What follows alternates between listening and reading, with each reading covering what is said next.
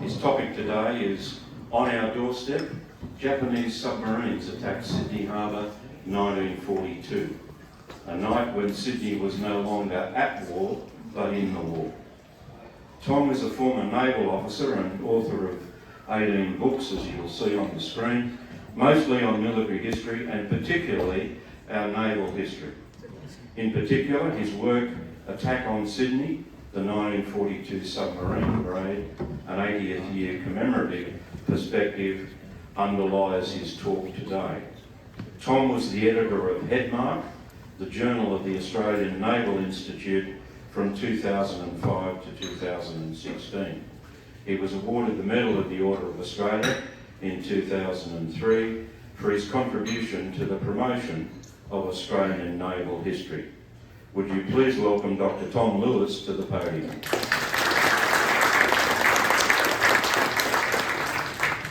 Thanks very much for that, and good morning, ladies and gentlemen. It's interesting to be in Sydney where this incident took place, this battle took place. Most of my history has been concerned with Northern Australia because I lived in Darwin for 28 years with 3 different versions of a career up there, most of it connected with the armed forces. I was an intelligence officer in the Navy. I normally pause at that point for laughter. But spent a lot of my time in land forces, Iraq and places like that. So I've varied my military history career over 35 years, going back to medieval history, would you believe? But most of it's connected with World War II, and there's quite a few stories left to be told, I think. When I've got 3 publishers, one of them rang me up one day and said, would you do a book on the Midget Submarine Attack for the 80th anniversary? And I said, oh, I think it's been covered pretty well. And there are some good books out there. But looking at it, I found a number of instances, a number of aspects which haven't been covered, and I propose to go over those today. So, as you all know, World War II had started. That's what I'll be covering on the left-hand side there in the talk. That World War II was well underway. Most of our forces had gone overseas to fight, and we're doing very well. HMAS Sydney, for example, sank the Bartolomeo Colani, an Italian cruiser in the Mediterranean. Our pilots were flying in Europe, our land forces were deployed over there. And then, of course, World War II starts in the Pacific and it truly becomes a world war. This brings a whole new aspect to defending Australia to our doorsteps. And I think it's fairly safe to say it was one that was pretty badly handled. Australia was poorly defended in end of 1941. 1942 was a particularly bad year for our armed forces. In particular, the Navy saw ship after ship sunk, and we had severe losses all across the north of Australia. In particular, 1941 saw the loss of this ship, HMAS Sydney, and there she is pictured in Sydney Harbour after her triumphant return, doing so well overseas. And then she was sunk by the Cormoran with the loss of all 645 of her ship's company. And it was a great mystery for many decades. I've actually got a book coming out next month on HMAS Sydney, and it studies what it was like to serve on a big ship in World War II, in particular the cruisers, the battleships and so on, what it was like to live, battle and die on board these ships. And Sydney was a great mystery for many years until the wreck was discovered in the early part of the 21st century. The war came to Australia in a big way up north in the WWII Raid, and I've written 3 books on that. And I don't propose to cover it here, apart from to say at the top left-hand corner there, there's the vital statistics. It was an enormous attack, 188 aircraft launched off 4 aircraft carriers, all of which were sunk later at the Battle of Midway. 236 of our people killed, 11 ships sunk, one of them still missing, and 30 of our aircraft destroyed for the loss of 4 Japanese aircraft only. Strangely, it was actually the second attack on Australia, which had been made in the north. The first attack was by submarines in January 1942, and that's one of them, on the top right-hand corner there, sunk outside Darwin, where she remains today with her 80 people still trapped inside, the I-124. And with that attack being repulsed, she was sunk by HMAS Deloraine, one of their corvettes. The Japanese High Command retreated, had a bit of a think about it, and decided they still wanted to attack Australia, and so they sent the aircraft carriers the following month, February 1942. It was the heaviest air raid we've ever experienced, but it was the first of 208 raids across northern Australia. Some of those aircraft raids were 60 bombers strong, so they were enormous, and they pounded northern Australia from Exmouth in Western Australia to Townsville until 1944. Mid-1944 was the last aircraft raid across northern Australia. It's a rather strange aspect of our history that most people don't know much about it. They don't know much about the attacks on northern Australia. So I've spent quite a few years in Japan researching it, looking at it from both perspectives, from the Japanese as well as our own. But back to Sydney. And Sydney was poorly defended by a boom net, which wasn't finished, when the midget submarines arrived in the middle of 1942. So Darwin gets attacked in January and then February. The war starts coming south, if you think about it that way. But I think it's safe to say that down south, most cities didn't think the war was going to affect them in a physical way. Strangely enough, there were aircraft flights over the capital cities of the eastern coast, and nobody actually recognised the aircraft as being Japanese, which I'll come on to in a second. So there's a rather crude expression in the armed forces, fat, dumb and happy. A lot of people sitting there doing nothing about defending Australia properly. That's the submarine up the top right, which was actually given to us by the Dutch forces. And she was in Sydney Harbour. She was the only submarine we actually operated in World War II. And we didn't operate her much because she wasn't very good. But she was there, and we could have been using her for submarines, anti-submarine training. But she didn't stir from her position alongside Garden Island. The person who was in charge of all this was Rear Admiral Muirhead Gould RN. He was a Royal Navy officer. He couldn't go to sea anymore because of a heart condition. He served in the defence, the so-called defence of Scapa Flow in 1939, more of that later. And he was then sent to Australia to look after harbour defences for Sydney, which he promptly didn't do. He arrived in 1940, this is 1942, the Midget Submarine Raid, and he basically did nothing for the next 2 years, sad to say. The Pearl Harbor raid had awakened quite a few people as to what was going to happen in World War II with the Japanese. They attacked Pearl Harbor very, very efficiently in 2 aircraft raids, and they basically killed a lot of people. Well over 2,000 people died in the Pearl Harbor attacks. The Americans largely caught unprepared. They lost a lot of shipping, and however, they came back very quickly. It's a little known aspect, however, of the Pearl Harbor raids that the midget submarines used in it as well. There's basically a summary slide of the midget submarines, and I don't propose to cover them in depth, so to speak. You can see basically what happens there. On the left-hand side in the column, you can see the different names of the submarines.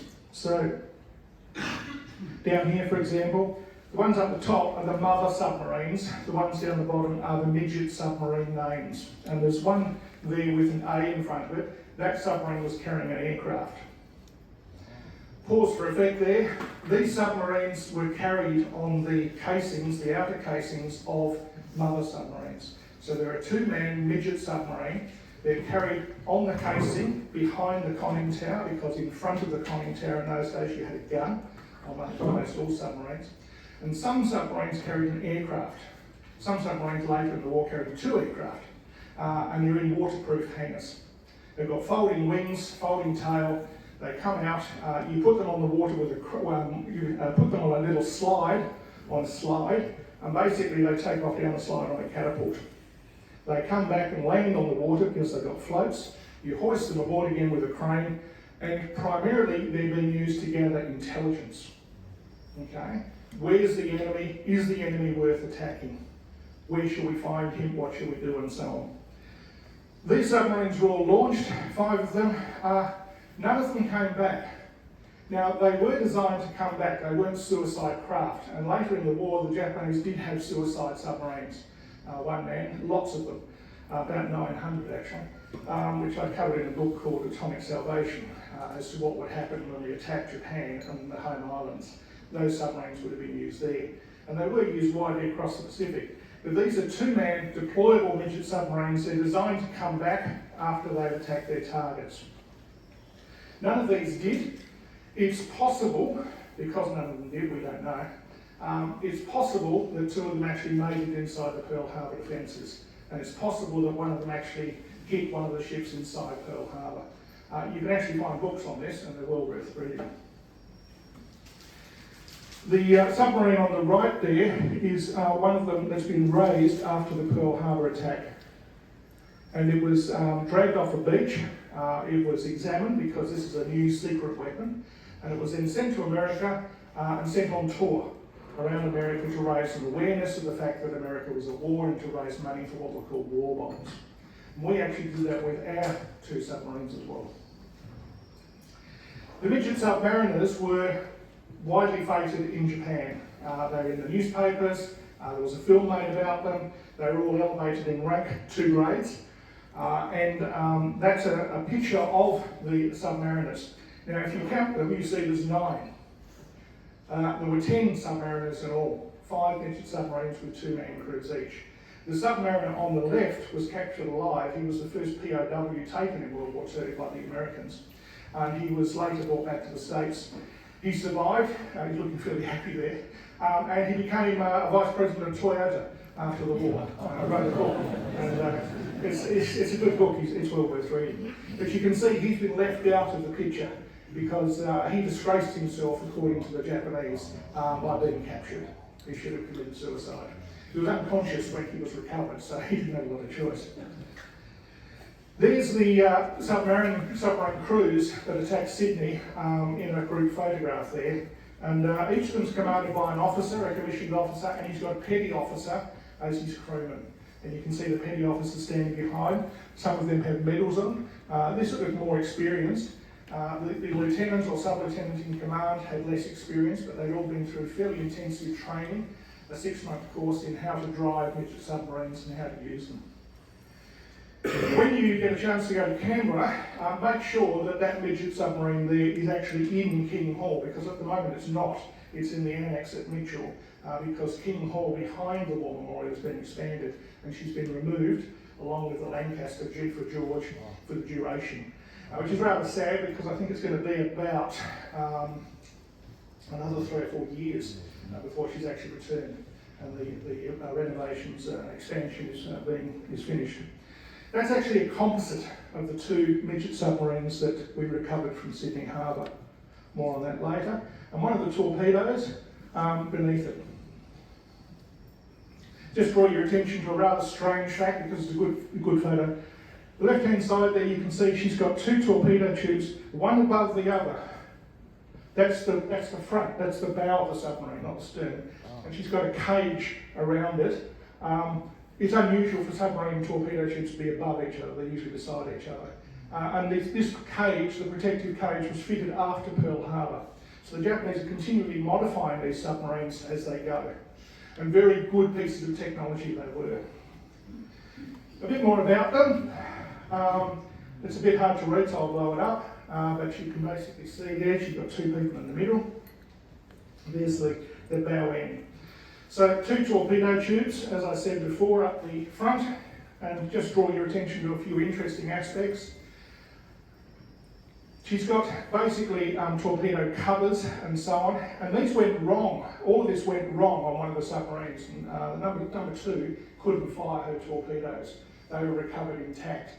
They couldn't fire them on the day. Inside you've got all the usual bits that make submarines go. I won't go through those, but you do have a periscope there. You only have 1 access hatch. You do, to contradict myself immediately, have another hatch beneath it. And you can see here, access hatch. the submarines could mate with the mothership, and there was a tube so you could actually deploy the people while they were submerged. You could actually get inside them, do maintenance work while the whole mothership and midget were submerged going somewhere, and you could actually deploy the two people into battle, and it would release itself from the mother submarine and float away while the whole thing is submerged, which is a great idea because it means that bad people like us can't find you and bomb you and depth charge you and things like that. So very cramped, very small. Again, you're very lucky because you're in Sydney. If you go to Garden Island, there is the conning tower of one of them on display there in the Garden Island Naval Museum. And if you go there, you can see that a chap like me could not get through, almost physically could not get through some of the hatches. They're designed for shorter people. Most Japanese are about 5'2" in World War II. The rear end, these are very interesting here. They've got movable lead counterbalance weights. So to make sure the thing is balanced properly, you slide these around. The crewman gets inside this little tunnel arrangement here, and he slides these backwards and forwards to make the submarine trim, the level as to whether it's balanced properly, movable. They were all removed and made into little midget submarine souvenirs, and you could buy them in the tour that one of the submarines went on after the raid. If you find one you don't want it, give me a ring because I do. There's about 3 surplus ones in the War Memorial, and they won't give me one, which is, of course, what war memorials have to do. But they were widely available and sold very widely, as were other bits of the submarine as souvenirs later. You may have noticed if you're into engines, something's missing. They only have electric motors. They don't have diesel engines as submarines had in those days. So all submarines in World War II pretty well are diesel electric, as the Collins class that we had and the Oberons before that in the Royal Australian Navy are. The nuclears that we're supposed to be getting, the nuclears are not obviously diesel. These submarines therefore only have electric motors and batteries. And when the batteries run flat, that's it. They can recharge back on another submarine, but basically if you don't get back to another submarine, you've got problems. Okay?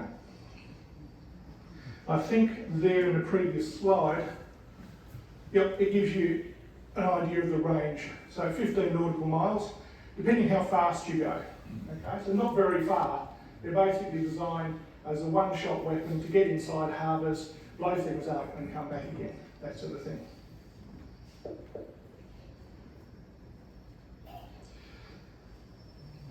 About a week before the submarines attacked, Sydney was overflown by an aircraft. And this was deployed from one of the 5 submarines that had been deployed. 5 submarines, 2 with aircraft and 3 with midget submarines.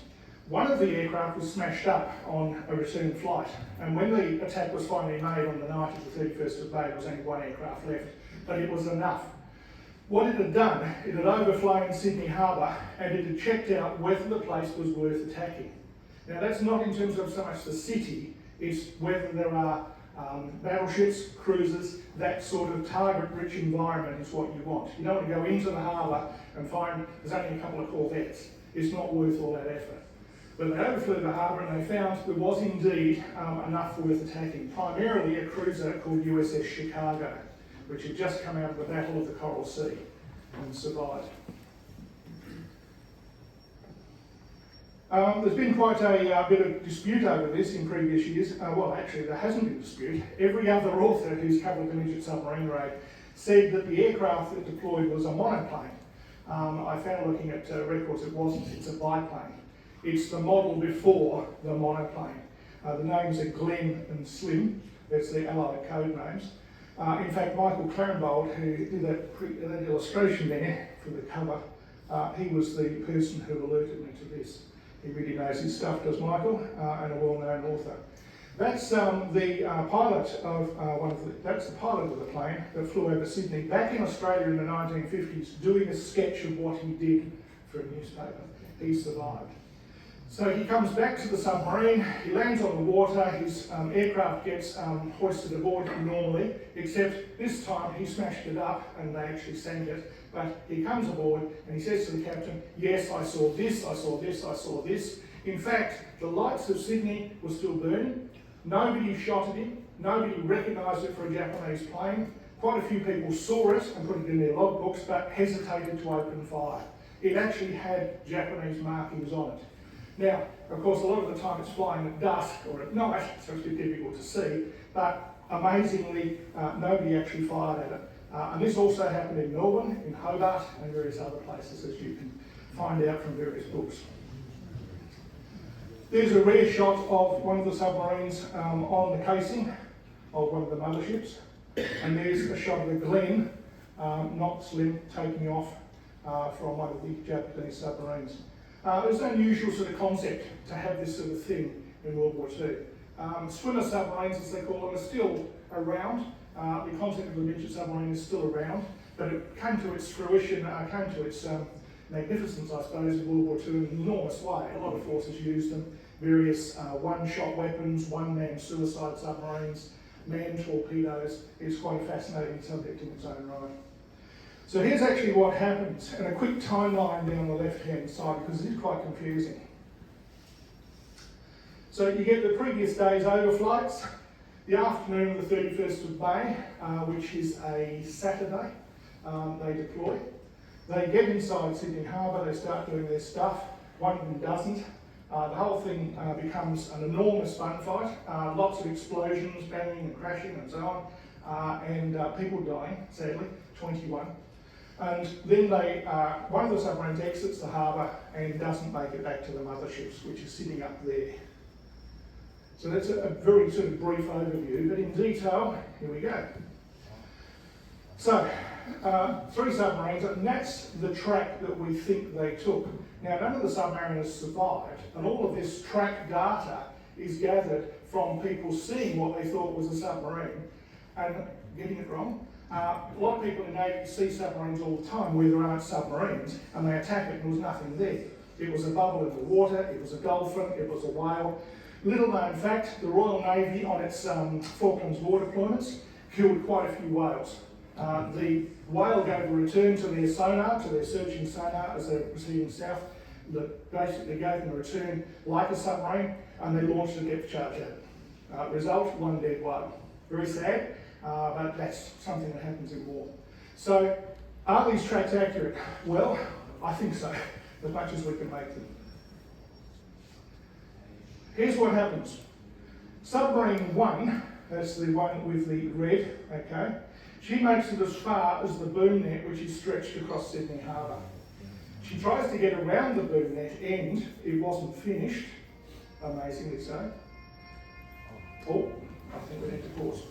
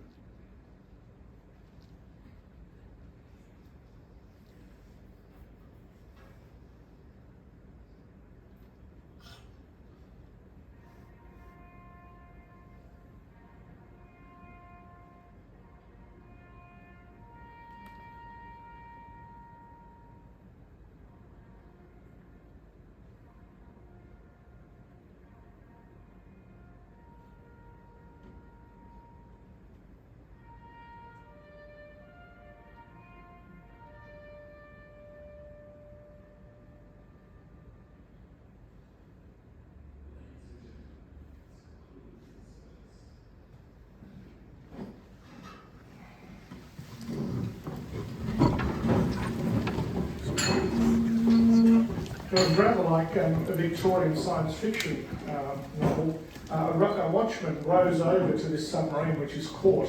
He can see some of it in the boom net. The periscope turns to look at him, a giant eye. He goes and tells a Navy patrol boat about it. The patrol boat radios for orders. Nothing much is done, lots of confusion. They finally attack it with some depth charges and none of them go off. Depth charges were set to go off too deep. So the submarine commander, seeing what's happening and realising sooner or later they're going to get me, decides to blow himself up. The submarines were fitted with demolition charges. So he does that, there's an enormous explosion, and the submarine plunges 60 feet to the bottom of the harbour. Submarine 2 gets inside the harbour a little after this, attacks USS Chicago with 2 torpedoes and misses with both of them, hits an accommodation vessel called HMAS Cuttable, which is sunk, and 21 lives are lost. And that submarine escapes. And it was never found for many decades afterwards until it was discovered outside the harbour. Submarine 3, I'll detail submarine 2 a little bit. There's lots of ships in the harbour. I think I've got 50 or something in the book, and there's only a few shown there. But basically, she's coming in this way, and through here, there's the boom net, and so she makes her way through to here, and she attacks like this. And Cuttable, the accommodation vessel, is beyond Chicago, which is at anchor. Perkins, her destroyer, one of her escorts, is there. The Dutch submarine is there and basically misses Chicago, hits Cuttable. And the other torpedo ends up on the rocks and it doesn't go off. And the CO of Perkins later on puts a bit of a chart together and it looks like that. Now, strangely enough, Admiral Muirhead Gould was at dinner at this time at Tresco, the Navy headquarters house, if you like, and he was entertaining to dinner the commander of USS Chicago. So both of them had started dinner at about 7 o'clock. This is around about 10 o'clock when everything's starting to happen. He gets a notice the submarine's inside the harbour. The captain of Chicago says, I've got to go back to my ship. Muirhead Gould takes off in a launch and he goes down the harbour towards the boom net.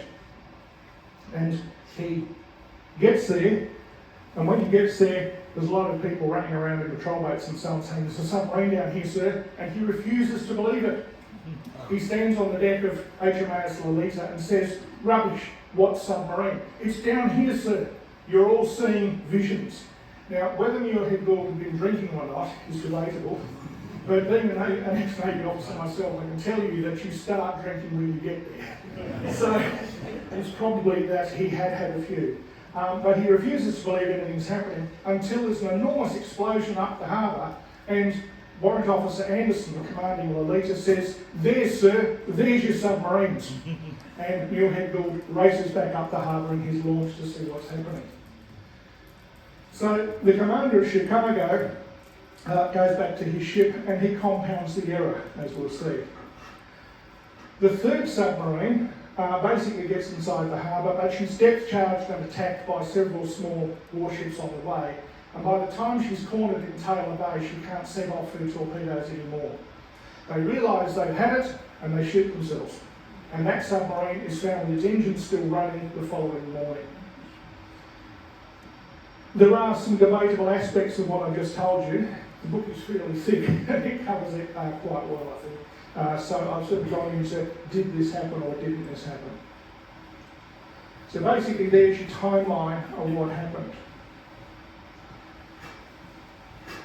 Subs 1 and 3 are raised over the following week and they're made into a composite submarine, and that's sent around Australia. Submarine 2 is found outside the harbour in 2006.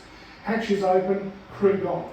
And the crew were never recovered. There were stories about Japanese on land and so on. I don't think there's much of that. I think they probably would have shot themselves.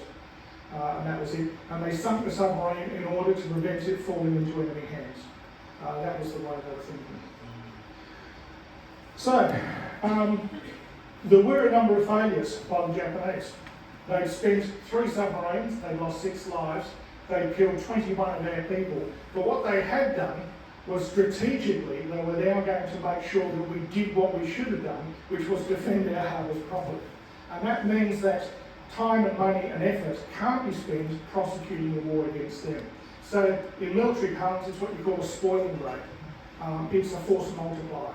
It exerts much more force than it apparently seems at first glance.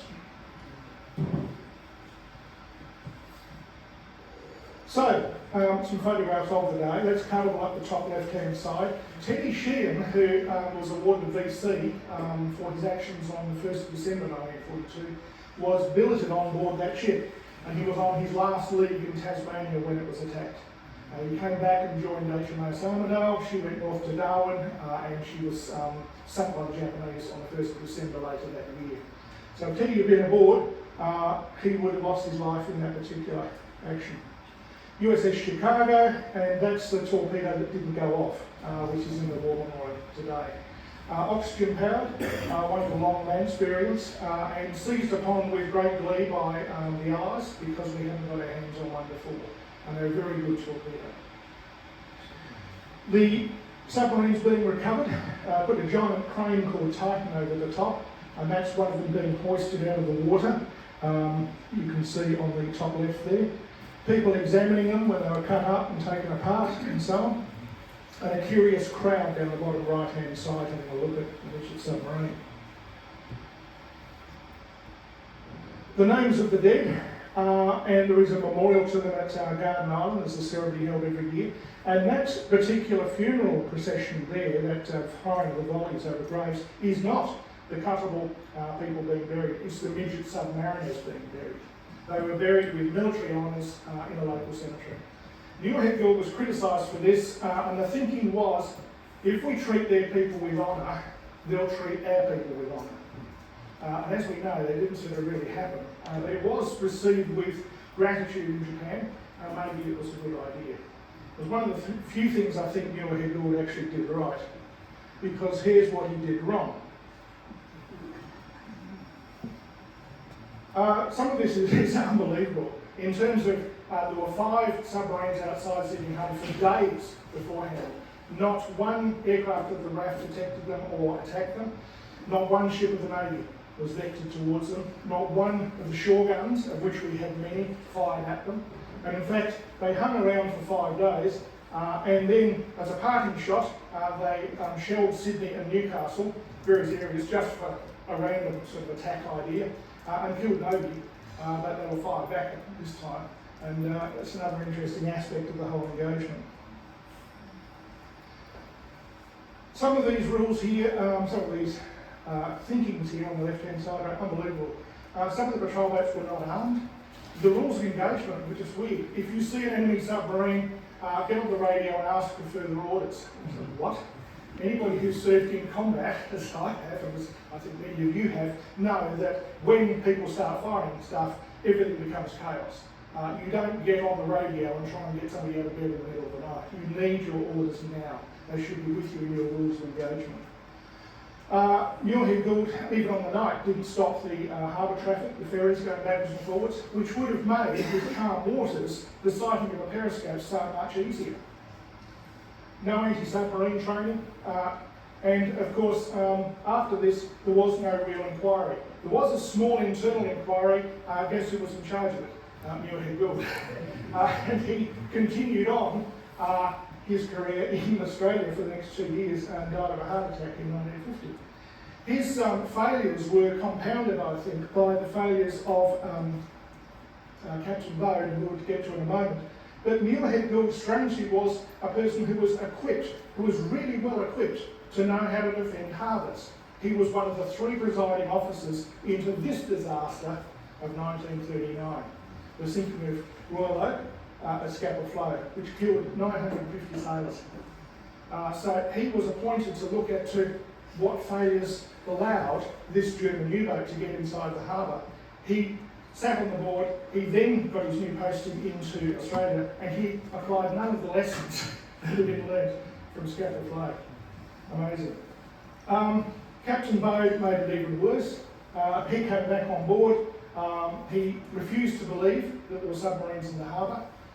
He'd heard the explosion, he'd heard about it, And he argued with his commanders, and some of them said, we just saw a periscope and we started firing at it. We ordered the firing to stop, and he sent a signal of apology to Muirhead Gould for firing in the harbour. Finally, when the Cannibal blew up, he believed their images in the harbour and they started to go to sea. On the way out, they nearly rammed submarine number 3. But despite this, despite them seeing a submarine on the way out, he refused to allow either his escorts, primarily ships equipped to attack submarines, to detach and attack that midget submarine.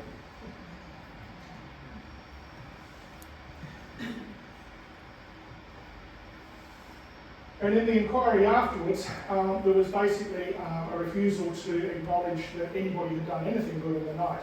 Now, when you think about it, what we've done is we had actually sunk 2 submarines. The Navy had, the Burnett had sunk one, and the Navy had chased the other one around the harbour until they cornered it in Taylor's Bay, and they depth charged it basically to the extent it was so damaged it couldn't work anymore, and the crew killed themselves. So none of these people actually got a reward in terms of a medal. They got a mention in the record. They got a letter of congratulations sent to them, and that was it. So some other small aspects.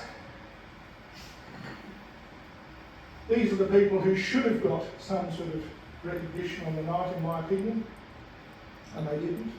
They basically got, as I said, a letter of congratulations sent to them. The ships, the watchman who detected the submarine in the boom there, that's him on the right there, he got £50, which was actually quite a deal of money in those days, and his assistant got 10. Now that was it. Nobody actually got a decoration out of the whole affair. Warrant Officer Anderson, who'd argued on the decks of Lolita that there was indeed a midget submarine on the floor of the seabed there, sir, he basically got left off even the letters of congratulation because he had the temerity to argue with an admiral. Strange. However, the submarines were then cut up, made into one. Souvenirs were made of some bits of them, and they were sent around Australia. And eventually the composite submarine ended up at the War Memorial, where it sat outside for many years, and then it was moved inside. Parts of the submarines are still scattered around Australia. In the top right-hand corner there is the stern of one of them, and it's in Spectacle Island, in one of the warehouses there. I tracked it down. Basically, I got a bit obsessed by working out which bits were from where, and we put together this particular diagram down the bottom there with lots of assistance from the War Memorial, showing which bits made up which submarine. And what happened to all the rest of the bits? They're scattered from here to breakfast, as they say. And you can see them up the top left there, cutting up the 2 submarines in order to make one of them. Strangely enough, there was at least one sword taken aboard one of the submarines. Japanese officers quite often took a sword to war with them. It's basically a ceremonial morale thing. And the sword was recovered. Whether there were 2 or not from the 2 recovered submarines, I don't know. The 3rd submarine outside the harbour hasn't been penetrated and full of sand, so who knows what's inside that. I can add something to that, if I may. When I was serving at Victoria Bay, I was very much involved with the restorations of the Japanese commander's swords in World War II, the Australian War Memorial. And I got summons to go down from Victoria Barracks to the storage sheds at the back of Dove's room. I had an acquisition number for a sword, and I eventually found a sword that came out of the submarine in a oil barrel full of other swords, and I arranged for its restoration and repolishing and so on, and that is now on display, and it was lent to the Maritime Museum in Sydney for their exhibition 25 years ago now, called Fitting Home. We should be having lunch together, sir. We should have lunch together and I should tie you. I want to talk to you. It looks like what the submarine, it looks like the sword inside the War Memorial is the wrong one. I wrote an article about this, a sort of scholarly article. It looks like it was basically Matsuo's sword. His family said he went to sea with a sword. Tuma's family say we don't want anything like that. So it looks like it may have been mislabelled. It looks like every submarine took a pistol to sea with it, and those pistols have disappeared. So presumably they're souvenired as they're recovered, and people take things. Okay. So interesting. That's probably Warrant Officer Anderson on the left of Lolita, looking at the sword that was recovered. You can see the officer on the right is holding a Japanese pistol and amber. Over the decades, basically we've now had reconciliation. That's the Japanese ambassador there. I took that photo a couple of years ago at the Cutting Memorial. There's a ceremony held there every year. There's artefacts around Australia and the stories that have been told several times. That's Matsuo's sister. She came to Australia in 1968. She wanted to see where her brother died, and she's been escorted to the spot by an Australian admiral. And that's the third submarine outside the harbour, which is supposedly off limits to divers. A dive team did discover it, and it looks like it has been visited, and people have tried to get inside it. There's now a camera over the spot to hopefully stop people pilfering from it. Oh, sorry, I should have put them up before.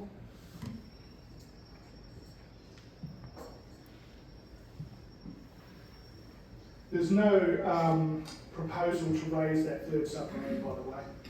It has sort of been discussed. It may have their bodies inside it.